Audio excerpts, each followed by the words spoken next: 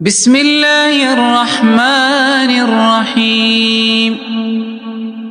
طه ما أنزلنا عليك القرآن لتشقى إلا تذكرة لمن يخشى تنزيلا ممن خلق الأرض والسماوات العلى الرحمن على العرش استوى له ما في السماوات وما في الأرض وما بينهما وما تحت الثرى وإن تجهر بالقول فإنه يعلم السر وأخفى الله لا